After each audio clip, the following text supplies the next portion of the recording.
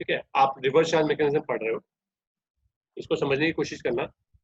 आप गए दुकान पे, आपने एक शर्ट खरीदी, उस शर्ट की कीमत उससे बोली कि भाई ये शर्ट है 500 रुपए की, प्लस इस पे जीएसटी है 100 रुपए, तो 600 रुपए होती होगी। आप उसे कितने पैसे दोगे, 600 या 500? सर 600 रुपए। 600 रुपए दोगे। आपने उस बंदे को 600 रुपए दिए। अब देखो, टैक्स का बर्डन किसके ऊपर आया, आपके ऊपर। लेकिन वो 600 रुपए जो है सेलर के पास पहुंच गए हैं, जिसमें से 500 रुपए तो वो अपनी जेब में रख लेगा और 100 रुपए जमा करेगा किसे, गवर्नमेंट को। जिम्मेदारी किसकी है वो जमा करने की, सेलर की। ये होता है नॉर्मल चार्ज। नॉर्मल चार्ज का मतलब क्या होता है, जिस केस में सेलर ही गवर्नमेंट को टैक्स जमा करेगा। दूसरा केस क्या है कि आप गए दुकान पे, आपने कुछ सामान खरीदा, उसकी कीमत है 500 रुपए, उसके ऊपर जीएसटी लगा 100 रुपए। अब की बार आपने क्या करा, 500 रुपए दिए उसे, 100 रुपए जो टैक्स के थे वो अपने पास रख लिए, अपने आप गवर्नमेंट को जमा करा। ये होता है रिवर्स चार्ज, उल्टा हो गया। इस केस में जिम्मेदारी किसके पास है, परचेजर के पास ही है टैक्स को जमा करने की, दैट इज रिवर्स चार्ज। आया समझ में? वो सर कैसे करेगा? हाँ, कैसे पे करेगा वो हम बताएंगे भी। पहले ये बात आती है कि किस ऐसी कौन सी चीज है कि जिसके ऊपर ऐसा केस आ जाएगा। तो कुछ चीजें हैं, कुछ गुड्स हैं, कुछ सर्विसेज हैं, ठीक है ना। पहले 3 कैटेगरी है इसमें। क्या है? 3 कैटेगरी। पहली कैटेगरी है registered dealer to unregistered dealer. और आप ये देखोगे ना, हालात भी ऐसे नहीं होंगे कि हम कोई जो सेलर है वो उससे टैक्स को जमा कर सके। मान लीजिए प्रीति है, प्रीति की एक शॉप है, उस शॉप में इसका टर्नओवर 20 लाख रुपए से ऊपर नहीं है, तो इसने छोटी मोटी शॉप खोल रखी है स्टेशनरी की। इसकी शॉप खोल रखी स्टेशनरी। मैं हूं, मेरा इंस्टीट्यूट है, मैंने कहा यार मेरे को स्टेशनरी मंगानी है, तो मेरा तो इंस्टीट्यूट रजिस्टर्ड है। क्या है? जीएसटी में रजिस्ट्रेशन ले रखा। प्रीति ने रजिस्ट्रेशन ले नहीं रखा क्योंकि उसकी टर्नओवर 20 लाख रुपए से ऊपर जाती नहीं है, तो उसने रजिस्ट्रेशन ले नहीं रखा है।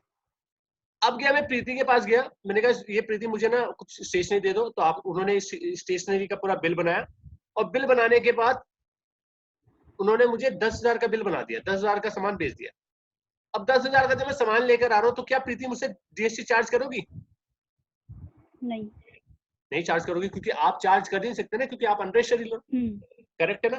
तो गवर्नमेंट को, अब आपने मुनाफा तो उसमें कमाया होगा ना, लेकिन उस मुनाफे पे तो जीएसटी गवर्नमेंट को गया ही नहीं ना। अगर मैं आपको जीएसटी दे भी दूं तो आप जमा कैसे करोगे, आपके पास तो जीएसटी नंबर ही नहीं है ना। तो इस केस के लिए गवर्नमेंट ने कहा कि जो परचेजर है, अगर परचेजर रजिस्टर्ड है, कौन है? रजिस्टर्ड डीलर है। कौन है? रजिस्टर्ड डीलर है, और वो किसी अनरजिस्टर्ड डीलर से सामान खरीद रहा है, तो उस केस में रजिस्टर्ड डीलर ही गवर्नमेंट को टैक्स जमा करेगा। पहला केस ये है, इसे बोलते हैं रिवर्स चार्ज। अगर किसी रजिस्टर्ड डीलर ने किसी अनरजिस्टर्ड डीलर से सामान खरीदा, तो वो उसका टैक्स कौन जमा करेगा? रजिस्टर्ड डीलर जमा करेगा, ना कि अनरजिस्टर्ड डीलर जो सेलर है। परचेजर उसका टैक्स जमा करेगा। आगे बात समझे? Yes sir. बट सर अगर कोई कस्टमर खरीद रहा है अनरजिस्टर्ड डीलर से, फिर कोई तो टैक्स नहीं जमा उसमें क्या होगा? कोई टैक्स नहीं जमा नहीं होगा। ना, दोनों में अच्छा, से कोई भी मतलब जमा नहीं करेगा। ना तो सेलर जमा करेगा, ना कंज्यूमर जमा करेगा। सिंपल सी इसमें 2 लॉजिक है ना। सिंपल सी बात बोलेगी कि अगर कोई रजिस्टर्ड डीलर अनरजिस्टर्ड डीलर से सामान खरीद रहा है, तो वो टैक्स जमा करेगा रजिस्टर्ड डीलर। लेकिन क्या है, मान लीजिए मैं गया स्टेशनरी शॉप में गया और मैंने ना एक पेन खरीदा, वो 10 रुपए का आया, तो ये छोटी सी जिम्मेदारी, छोटा सा मैंने सामान खरीदा, तो उसके लिए भी जिम्मेदारी, देखो अननेसेसरी परचेज की जिम्मेदारी मेरे पर आ गई ना। भाई मैं एक पेन खरीद के लेकर आ रहा, उसकी जिम्मेदारी मेरे पर आ रही, मैं खरीदता ही नहीं तुमसे। तो गवर्नमेंट ने कहा कि नहीं, छोटे मोटे अगर सामान खरीद रहे हो तो कोई बात नहीं। अगर पूरे दिन भर में आपने, एक रजिस्टर्ड डीलर ने 5,000 रुपए तक का सामान नहीं खरीदा है अनरजिस्टर्ड डीलर से, तो कोई बात नहीं, कोई टैक्स जमा करने की जरूरत नहीं है। मान लीजिए मेरे 3 लोग हैं, 3 अनरजिस्टर्ड डीलर है, ए बी सी। तीनों से मैंने सामान जो खरीदा वो 5,000 से ऊपर नहीं है, तो मुझे उस अमाउंट के ऊपर, और पूरे दिन भर में मैंने तीनों से खरीदा जो सामान है वो 5,000 से ऊपर नहीं है, तो मुझे उसके ऊपर जीएसटी जमा करने की जरूरत नहीं है, चाहे वो मैंने उसे खरीदा है, मैं रजिस्टर्ड डीलर भी क्यों ना हूं।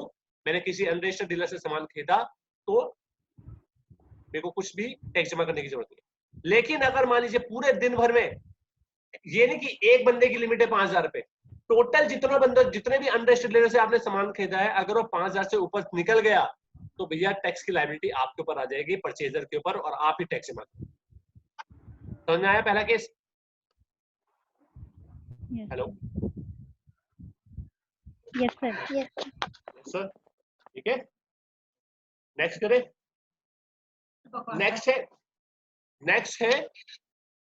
नेक्स्ट है हमारा ई कॉमर्स ऑपरेटर। अगर मैं कोई सामान ई कॉमर्स ऑपरेटर के थ्रू बिकवा रहा हूँ, ई कॉमर्स ऑपरेटर कौन होता है? जैसे मान लीजिए मैंने अपनी शर्ट जो है, मेरे यहाँ शर्ट बेचता हूँ मैं, और मैंने अपना सामान जो है फ्लिपकार्ट या अमेजोन के थ्रू बिकवा रहा हूँ, ई कॉमर्स ऑपरेटर की, तो उसके ऊपर जो भी टैक्स की लायबिलिटी आएगी वो रिवर्स चार्ज मैकेनिज्म के बेहस पे ई कॉमर्स ऑपरेटर के ऊपर होगी, ना कि सेलर के ऊपर आएगी। उसका जो टैक्स जो होगा वो कौन जमा करेगा? ई कॉमर्स ऑपरेटर करेगा। ये दूसरा केस था। दूसरा केस ये था। तीसरा केस क्या है? पहले दो केस कर लिए हम लोग ने, समझ में आया जी? हेलो, आया समझ में आपको? सर सेकंड वाला एक बार बता दीजिए। सेकंड वाले केस में यह था कि अगर आप ई कॉमर्स ऑपरेटर के थ्रू कोई भी सामान बेच रहे हो तो उसका टैक्स की लायबिलिटी किसके ऊपर आएगी? देखो भाई, ये है हमारी एक लिस्ट, इस लिस्ट के अकॉर्डिंगली हमें पता है। तीसरा केस जो है वो ये है, मैंने दो केस आपको बता दिए। तीसरा केस मैं आपको बता रहा हूं, ये एक नोटिफिकेशन आया है, जिस नोटिफिकेशन के तहत अगर ये गुड्स कोई रिसीवर जो भी खरीद रहा है, अगर ये रिसीवर कोई खरीद रहा है तो वही टैक्स जमा करेगा, ना कि सेलर। इसमें पूरा क्लियरली बता रखा है कि जैसे काजू नट्स नॉट शेल्ड, जो शेल्ड वाले नहीं होते हैं, काजू जो होते हैं, काजू होते हैं ना, अगर वो काजू किसी एग्रीकल्चरिस्ट ने बेचा, किसने बेचा? अगर किसी एग्रीकल्चरिस्ट ने बेचा किसी भी रजिस्टर्ड डीलर को, किसे बेचा? किसी भी रजिस्टर्ड डीलर को। जैसे मैं रजिस्टर्ड डीलर हूं और मैंने किसी एग्रीकल्चरिस्ट से काजू नट्स खरीदे, अगर वो मैंने काजू से खरीदे हैं तो उसके ऊपर का जो टैक्स होगा वो मैं ही जमा करूंगा, ना कि एग्रीकल्चरिस्ट। और वो कर भी नहीं सकता। अगर आप इसमें देखो तो उसको चाहे भी तो कर नहीं सकता, वो चाहे भी तो नहीं कर सकता कि भाई वो एग्रीकल्चर को टैक्स दे दिया वो जमा करे। दूसरा है बीवी रैप या टेंडुलिस जिसे बोलते हैं। अगर एग्रीकल्चर से कोई भी रजिस्टर्ड डीलर खरीदेगा तो उसका टैक्स की लायबिलिटी किसके ऊपर आएगी? रजिस्टर्ड डीलर के ऊपर आएगी, ना कि एग्रीकल्चर के ऊपर। तंबाकू लीव्स, अगर एग्रीकल्चर से कोई रजिस्टर्ड डीलर खरीदता है तो उसकी टैक्स की लायबिलिटी किसके ऊपर आएगी? रजिस्टर्ड डीलर के ऊपर आएगी, ना कि एग्रीकल्चर के ऊपर। सिल्क यार्न, सिल्क यार्न क्या होता है भाई? जो सिल्क यार्न बनते हैं, जिससे कपड़े बनते हैं, any person who manufacture silk yarn from raw silk और silk worm cocoons for supply of silk yarn. Silk yarn जो बना रहा है कंपनी का, अगर वो किसी को बेचता है, किसी रजिस्टर्ड डीलर को, उसका टैक्स, तो उसके टैक्स को गवर्नमेंट को जमा करने की जिम्मेदारी किसके ऊपर होगी? परचेजर के ऊपर होगी, जिसने खरीदा है वो सिल्क यार्न मैन्युफैक्चरर से, ना कि मैन्युफैक्चरर के ऊपर होगी जिसने वो बनाया। नेक्स्ट है रॉ कॉटन, एग्रीकल्चर से किसी ने खरीदा रजिस्टर्ड डीलर तो उसकी टैक्स की लायबिलिटी यहां पर होगी। पांचवा है आपका सप्लाई ऑफ लॉटरी। जैसे मान लीजिए गवर्नमेंट लॉटरी चलती है ना, गवर्नमेंट एक लॉटरी चलाता है, तो उसने एक डीलर, गवर्नमेंट ने लॉटरी चलाई, लेकिन उसको किसको दे दिया? एक डिस्ट्रीब्यूटर को दे दिया कि भैया तुम मेरी लॉटरी चलाओ। जैसे गवर्नमेंट ने कहा यार ये लॉटरी है, कोई चलाने वाला है तो चला सकता है। अब सेलर तो कौन हो गया उसमें? स्टेट गवर्नमेंट या यूनियन टेरिटरी या लोकल अथॉरिटी। और जो रिसीवर है वो कौन है? लॉटरी डिस्ट्रीब्यूटर या सेलिंग एजेंट। तो उसका टैक्स जमा करने की जिम्मेदारी जो होगी वो लॉटरी डिस्ट्रीब्यूटर या सेलिंग एजेंट के ऊपर होगी, ना कि स्टेट गवर्नमेंट के ऊपर। तो ये हमारा ये था, ठीक है ना। उसके बाद कुछ यूज व्हीकल्स होते हैं, सीज और ये हम लोग नहीं देख रहे हैं। नेक्स्ट आपका आता है, ये तो था गुड्स का। गुड्स के हम 5 केस भी याद रख लेंगे तो बहुत है। 5 केस अगर आप याद कर लेते हो, छठा और 7वां केस मैं नहीं बता रहा हूँ, ये आपको तब बताऊंगा जब आपका जीएसटी का पूरा कानून स्टार्ट होगा। नेक्स्ट आपका आ रहा है सर्विसेज। कुछ सर्विसेज ऐसी होती है, अगर वो सर्विसेज आप ले रहे हो तो उसका टैक्स आप ही जमा करोगे, ना कि सेलर। पहली सर्विस क्या है? जीटीए। जीटीए मतलब गुड्स ट्रांसपोर्ट एजेंसी। मान लीजिए मैंने किसी ट्रांसपोर्ट एजेंसी को बोला कि सर मेरा माल ना यहां से लेकर के वहां पहुंचा दो, तो वो मुझसे टैक्स चार्ज तो करेगा ना, लेकिन वो टैक्स मैं उसे दूंगा नहीं। टैक्स की जिम्मेदारी मेरे पर ही होगी, मैं उसको पैसा दे दूंगा उसका, और टैक्स मैं अपने आप जमा करूंगा। उस केस में बेचने वाला सप्लायर कौन हो सकता है, मतलब सर्विस प्रोवाइडर कौन हो सकता है? वो कौन होगा? GTA company, goods transport agency होगी। और रिसीवर कौन होगा? एनी फैक्ट्री, कोई भी फैक्ट्री हो सकती है जो फैक्ट्री एक्ट में रजिस्टर्ड हो रखी हो, कोई भी सोसाइटी जो सोसाइटी एक्ट में रजिस्टर्ड हो रखी हो, कोई भी कॉर्पोरेट सोसाइटी, कोई भी रजिस्ट्रेशन अंदर किसी भी एक्ट में रजिस्टर हो रखा है कोई बंदा, ठीक है, जैसे जीएसटी में रजिस्ट्रेशन कर रखा है, कहीं पर भी आपने रजिस्टर्ड कर रखा है या आप कैजुअल टैक्सेबल पर्सन हो, अगर आपने किसी भी जीटीएस से कोई सर्विसेज, ये वाली सर्विसेज ली है तो उसका टैक्स आप ही जमा करोगे, ना कि जीटीएस सर्विस। इसके बारे में डिटेलिंग है वो हम बाद में डिस्कस करेंगे और जो इसके क्लॉजेस है। नेक्स्ट है आपका लीगल सर्विसेज। आप एडवोकेट हो, आपने कोई किसी का केस लड़ा, तो उस केस में जब एडवोकेट अपनी चार्जेस काटेगा या अपने चार्जेस लेगा, तो उस केस में जो जिसके लिए उसने केस लड़ा है, अगर वो बिजनेस एंटिटी है, कोई बिजनेस एंटिटी है, तो उसका टैक्स की जिम्मेदारी जमा करने की गवर्नमेंट को उस बिजनेस एंटिटी की होगी, ना कि एडवोकेट की या सीनियर एडवोकेट किसी भी फार्म की। ठीक है, बात समझ में आ रही? हेलो, यहां तक समझ में आया? Yes sir. गुड। नेक्स्ट है आर्बिट्रल ट्रिब्यूनल। आर्बिट्रल ट्रिब्यूनल क्या होता है? कुछ जगह ऐसी होती है जो सुलह केंद्र होते हैं, जो कोर्ट के बाद, जैसे कोर्ट के बाहर ही सुलह केंद्र होते हैं ना, कि यहीं से केस सुलह करवा लो, और वो सुलह कर देते हैं। तो जैसे मान लीजिए मेरी कंपनी का केस, आपका कंपनी का केस कुछ किसी सुलह केंद्र पे गया, तो वो उन्होंने सुलह करवा दिया, अब उन्हें हम पैसे देंगे, तो जो उसे पैसे दे रहा है, क्योंकि हम सर्विस रिसीवर हम है, प्रोवाइडर कौन है? सुलह केंद्र है, आर्बिटर ट्रिब्यूनल। तो टैक्स की लायबिलिटी किसके ऊपर होगी? वो हमारे पर होगी जिसने वो सर्विस ली है, ना कि जिसने सर्विस प्रोवाइड करी है, उसके ऊपर होगी। इसके बाद है स्पॉन्सरशिप।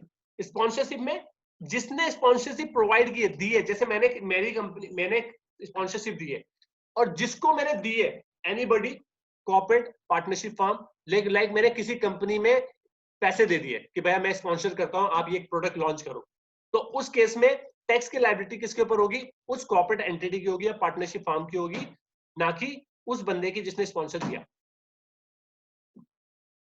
नेक्स्ट है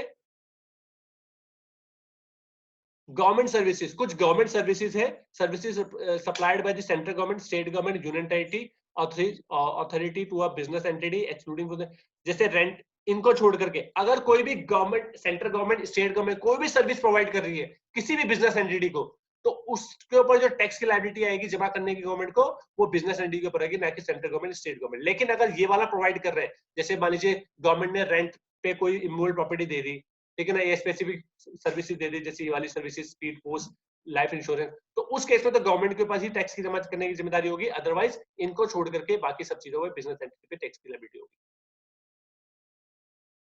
ठीक है, उसके बाद है आपका कोई डायरेक्टर है, जैसे मान लीजिए मैं किसी कंपनी में डायरेक्टर हूं, तो डायरेक्टर तो एम्प्लॉय तो होता नहीं, तो डायरेक्टर कौन गया? सर्विस प्रोवाइडर हो गया। तो लेकिन किसको प्रोवाइड कर रहा है डायरेक्टर? किस कंपनी में? जिस कंपनी में डायरेक्टर है, उसके ऊपर जो टैक्स की लायबिलिटी आएगी वो उस कंपनी के ऊपर आएगी, ना कि उस डायरेक्टर के ऊपर आएगी। और आ भी नहीं सकती, क्योंकि वो डायरेक्टर तो कहीं पे भी रह सकता है, उसकी एग्जिस्टेंस का पता नहीं ना गवर्नमेंट को, तो इसीलिए उसने दूसरे हैंड पे टैक्स की लायबिलिटी रखी। आप किसी कंपनी के इंश्योरेंस एजेंट हो, आप किसी कंपनी के इंश्योरेंस एजेंट हो, लाइक मैं हूं, मैं आपको पढ़ा भी रहा हूं, मैं किसी कंपनी में इंश्योरेंस एजेंट हूं, अगर गवर्नमेंट मुझ पे जिम्मेदारी डाल देती कि भैया आप टैक्स लो और आप भी जमा करो, तो मुझे तो वो ट्रैक ही नहीं कर सकती थी, टैक्स की चोरी हो सकती थी।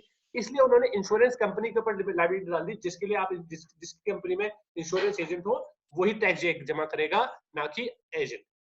अगर आप रिकवरी एजेंट हो, लाइक मैं बैंक हूं, मैंने रिकवरी एजेंट को बोला कि मेरे पैसे निकलवा दो, तो वो मेरे लिए सर्विस प्रोवाइडर हो गया, और रिसीवर कौन हो गया? बैंक। तो उस केस में बैंक ही टैक्स जमा करेगा, ना कि रिकवरी एजेंट। और आप इसमें देख रहे होंगे हालात ऐसे बन रखे हैं कि अगर आप चाह के भी ना एजेंट को नहीं बोल सकते कि गवर्नमेंट को टैक्स जमा कर देना, क्योंकि उसे ट्रैक करना मुश्किल है, बैंक को ट्रैक करना आसान है गवर्नमेंट के लिए, इसलिए उसको जिम्मेदारी वहां डाल दी। कोई भी म्यूजिक कंपोजर है, फोटोग्राफर है, आर्टिस्ट है, अगर वो किसी के लिए काम कर रहा है, किसी म्यूजिक कंपनी के लिए काम कर रहा है, किसी प्रोड्यूसर के लिए काम कर रहा है, तो उस केस में प्रोवाइडर कौन हो गया? सर्विस प्रोवाइडर हो गया, म्यूजिक कंपोजर या फोटोग्राफर या सिंगर जो भी हुआ, और रिसीवर कौन गया? Music company. तो टैक्स कौन जमा करेगा? म्यूजिक कंपनी या प्रोड्यूसर। बुक आपने कोई राइट करी, बुक लिखी, तो ऑथर हो गया। अगर आप ऑथर हो और जिस कंपनी के लिए आप, जिस पब्लिकेशन के लिए आप ऑथर लिख रहे हो बुक, तो टैक्स वही जमा करेगी, ना कि ये जमा करेगी। तो ये वाला पार्ट हमारा क्या था? ये हमारा पार्ट था जिस पे हम लोगों ने समझ लिया। समझ में आया सबको? हेलो, यस सर, ठीक है ना? समझ में आ गया ना? नेक्स्ट करें हम लोग आगे। अब इसका प्रैक्टिकल करते हैं। इसकी अकाउंटिंग ट्रीटमेंट कैसे होगा पहले वो देखते हैं। अकाउंटिंग ट्रीटमेंट का पहले मैं तुम्हें थ्योरी बताऊं या प्रैक्टिकली करवा दें डायरेक्ट? ठीक है, आरसीएम एंट्री, ठीक है ना, एंट्री देखते हैं कि कैसी होगी। अगर ये वाला केस हम ले रहे हैं, एक केस बताऊंगा मैं, अनरजिस्टर्ड डीलर, यूआरडी मतलब अनरजिस्टर्ड डीलर 2 अगर सेल कर रहा है टू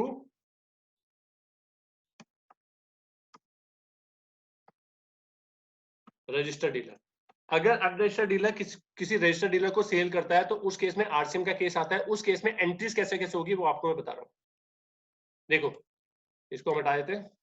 पहले आप एंट्री क्या करोगे? पहले आप बेचोगे, सेल करने की एंट्री करोगे। क्या करोगे? सेल करने की एंट्री।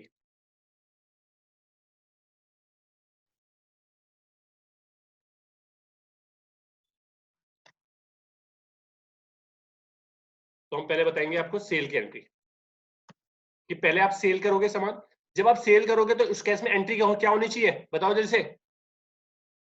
जब अनरजिस्टर्ड डीलर रजिस्टर्ड डीलर को सेल, जब मैं परचेज करके आऊंगा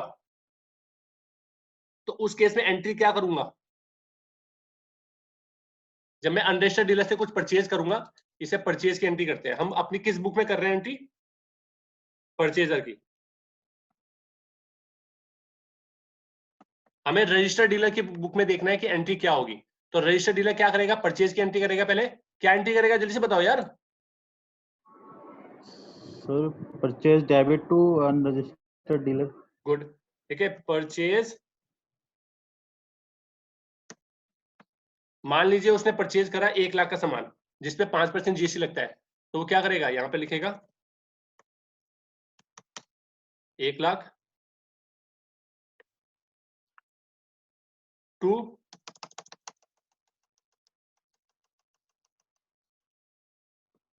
सेल टू अनरजिस्टर्ड डीलर, ऐसे तो करेगा। और यहाँ पे भी लिखेगा कितना, ठीक है, ये वाली एंट्री हो जाएगी। अगर कंपोजिशन डीलर से परचेज की तब क्या होता है? अभी तो हमने उसका केस नहीं कर रहे ना, अभी हम इसकी कर रहे हैं बात, ठीक है, उसको हम बाद में देंगे। ठीक है, हम लोगों ने ये कर दिया। अब देखो परचेज करने के बाद क्या होगा। परचेज हम लोगों ने कर लिया। परचेज करने के बाद अब मुझे क्या करना पड़ेगा? देखो मैंने अभी तक, मेरे को टैक्स भी तो जमा करना है ना, 5,000 रुपए का नहीं जमा करना। तो अब मैं क्या करूंगा? टैक्स इंक्रीज करने की, मतलब मुझे लाइबिलिटी जनरेट करनी है, तो लाइबिलिटी इंक्रीज करने की एंट्री करूंगा मैं। हम दूसरी एंट्री क्या डालेंगे? लाइबिलिटी इंक्रीज करने की, लाइबिलिटी इंक्रीज करने की एंट्री करेंगे। फिर अपनी बुक में पहले तो आप जिस डेट पे आप परचेज कर लोगे ये एंट्री कर लोगे। ये वाली एंट्री आप करोगे मंथ के एंड में। मंथ एंड में आप ये एंट्री करोगे, जो मैं एंट्री आपको बताने जा रहा हूं। आप एंट्री क्या करोगे? लाइबिलिटी इंक्रीज करने के लिए क्या करोगे? आउट, आपको क्या करना पड़ेगा? टैक्स ऑन यूआरडी, यूआरडी टू कितना, क्या आउटपुट, आउटपुट।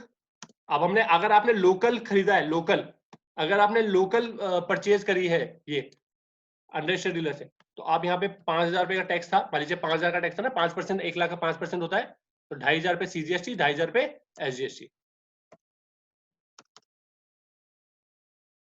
सर ये जनरल वाउचर में होगी? बिल्कुल,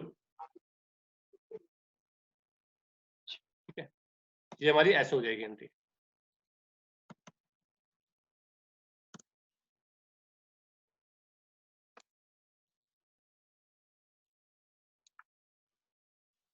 ठीक है, ये हमारी इस तरीके से एक एंट्री और हो जाएगी, जो हो जाएगी हमारी सीजीएसटी। तो इस तरीके से हमारी 2 एंट्रीज हो जाएंगी हमारी, मतलब ये एंट्री होगी हमारी। ये वाली एंट्री कहाँ होगी? जनरल वाउचर में। तो इसमें लिख भी देता हूं, आप इसे एंट्री करोगे जेवी वाउचर में करोगे आप एंट्री। तो ये समझ में आई वाली एंट्री क्यों करी मैंने? ये एंट्री है मेरी परचेज करने की, ये वाली एंट्री मैंने करी है लायबिलिटी को इंक्रीज करने की, मतलब मुझे लायबिलिटी को इंक्रीज करना है, लायबिलिटी मेरे को बढ़ानी है, क्योंकि मेरे को टैक्स जमा करना है ना उसका, क्योंकि रिवर्स चार्ज के केस में फंस गया मैं, तो मुझे एंट्री अपने बुक में लायबिलिटी को जनरेट करना होगा। तो मैंने लायबिलिटी जनरेट कर दी। अब मैं क्या करूंगा, लायबिलिटी को पे ऑफ करूंगा गवर्नमेंट को, तो ये मैं पे ऑफ करूंगा नेक्स्ट मंथ में। तो अब हम क्या करेंगे, पेमेंट की एंट्री करेंगे, लायबिलिटी पेमेंट पेड करने की एंट्री करेंगे।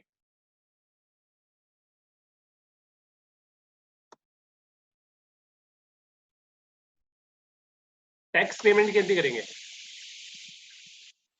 कौन से वाउचर में, receipt, payment, sorry payment. Payment, ठीक है। पेमेंट वाउचर में हम लोग एंट्री करेंगे, हम लोग पेमेंट कर रहे हैं ना, क्योंकि तो हम पेमेंट वाउचर में एंट्री करेंगे। और एंट्री क्या होगी भाई, आउटपुट Output SGST CGST वाली डेबिट्स हाँ bank cash to credit. bank.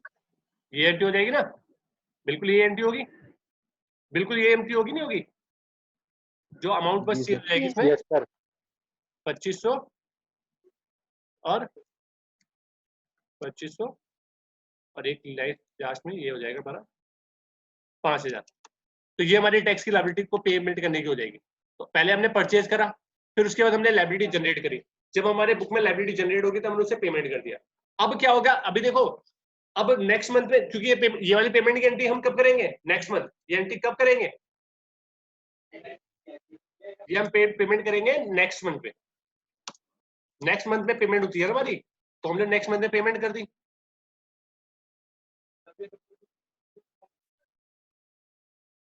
अब एक एंट्री हमारी बची है, कौन सी एंट्री बची है, मतलब वो देखो, हम लोगों ने ये भी कर दिया, पेमेंट भी कर दी, हम लोगों ने लायबिलिटी भी इंक्रीज कर दी, ठीक है, उसके बाद हम लोगों ने पेमेंट भी कर दी। अब हम लोग क्या करेंगे, अब हम करेंगे एडजस्टमेंट। भाई हमें इनपुट भी तो इंक्रीज करना है। अगर ये सामान मैंने यहां से ना खरीद करके कहीं और से खरीदा होता, मान लीजिए मैंने रजिस्टर्ड डीलर से खरीदा होता, तो मुझे इसका इनपुट नहीं मिलता। तो अब मैंने ये टैक्स जमा कर दिया ना, जब मैं इसका टैक्स जमा कर दूंगा तो इसका मैं इनपुट भी तो लूंगा। तो इसकी एंट्री में क्या करूंगा, इनपुट टैक्स इंक्रीज करने की एंट्री करूंगा, आईटीसी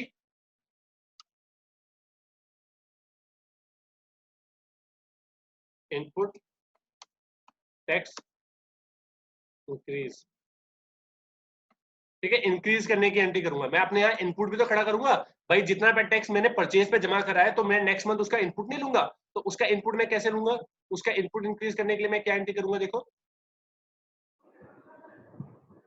इनपुट इंक्रीज करने के लिए आप सिर्फ इस ये वाली एंट्री का ना जस्ट रिवर्सल डाल दोगे, रिवर्सल क्या एंट्री करोगे, देखो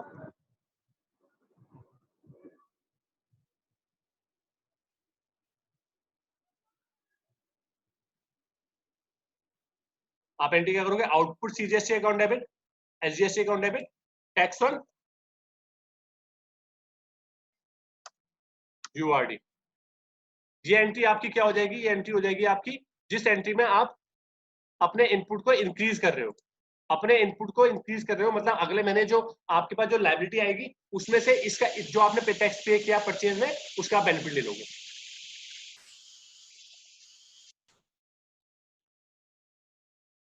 आपको समझ में आया, हेलो सर ये वाला समझ नहीं आया, ये जो अभी आपने बताया। ये वाला समझ में नहीं आया, नहीं सर। बता देते। सर इन सब एंट्रीज में से रिवर्स चार्ज वाली मतलब कौन सी वाली होगी? ये सारी रिवर्स चार्ज की कोई पर्टिकुलर एंट्री नहीं है। रिवर्स चार्ज एक तरीका है, मतलब एक तरीका बताया हुआ है, उसमें आपका एंट्री का ट्रीटमेंट बदल जाता है। कैसे करिए, देखो हम लोगों ने पहले देखो हमने क्या करा, पहले से स्टार्टिंग से बता रहा हूँ, इसको समझ में नहीं आया हो। पहले मैंने क्या करा, एक परचेज की एंट्री करी, परचेज की एंट्री मैंने क्या करी, जिसमें परचेज में मैंने क्या करा, परचेज अकाउंट डेबिट टू यूआरडी, क्योंकि परचेज जब मैंने परचेज का बिल आया होगा मेरे पास तो उसमें 1 लाख का ट्रीटमेंट ही होगा, तो मैंने 1 लाख से एंट्री करी। क्योंकि उसका टैक्स गवर्नमेंट ने मुझे जमा करने के लिए कहा है, तो मैंने उसको उसका आउटपुट से अपने लायबिलिटी को इंक्रीज करना पड़ेगा मुझे, तो मैंने उसको इंक्रीज करने के लिए एक एंट्री करी,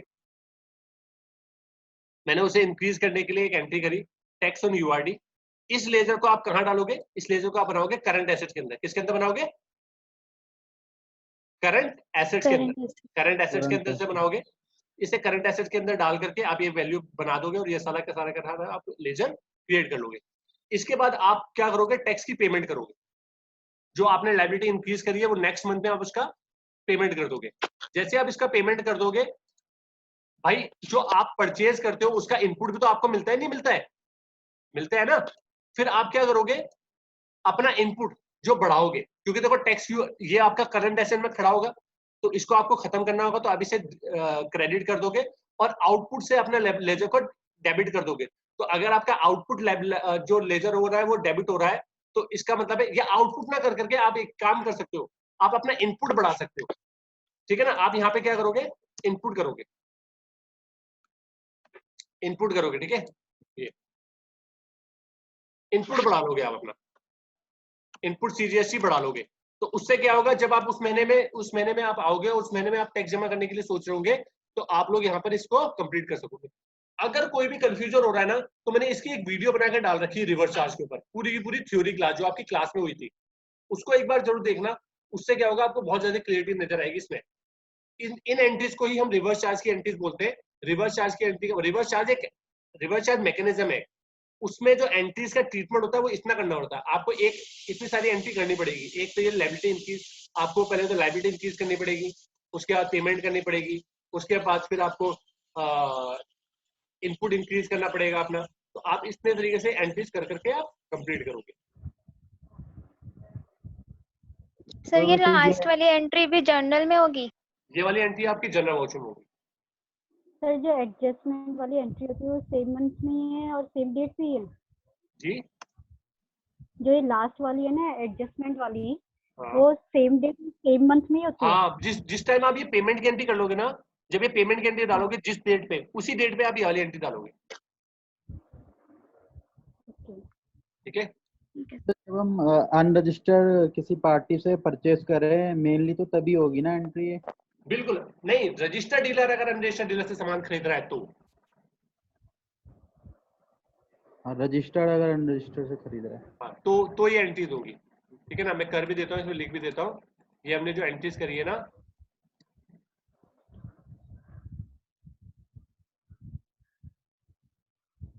अब मैं लिख भी देता हूँ, देखो यहाँ पे ना,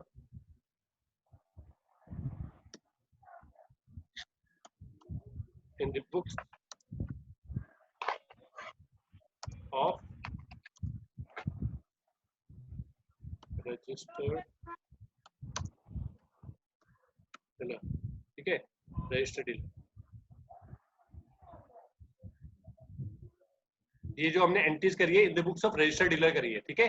तो इन रजिस्टर्ड डीलर की बुक में ये वाली एंट्रीज होंगी। पहले वो परचेज की एंट्री करेगा, फिर इंक्रीज करने की एंट्री करेगा, फिर पेमेंट की, फिर इनपुट इंक्रीज करने की एंट्री करेगा। ठीक है। Hello, yes sir. ये हम लोगों ने Yes, सीख sir. लिया। अब इसको आप लोग क्या करोगे, पहले एक बार थोड़ा सा लिख लेना कॉपी में, इसको समझ लेना। कल हम इसका प्रैक्टिकल करवाएंगे। सेम ट्रीटमेंट जो होता है एडवांस रिसीव वाला होता है, जो एडवांस रिसीव का केस होता है ना, उसका ट्रीटमेंट भी ये होता है। आपको पहले एडवांस रिसीव हो जाएगा, फिर उसका ट्रीटमेंट भी बता देंगे कल। ठीक है, उसकी एंट्री भी बता देंगे, फिर कल हम इसको करवा देंगे और कल आपका जीएसटी कंप्लीट हो जाएगा। ठीक है, क्लास बची है। ठीक है। तो सर सेकंड बुक कंप्लीट पूरी?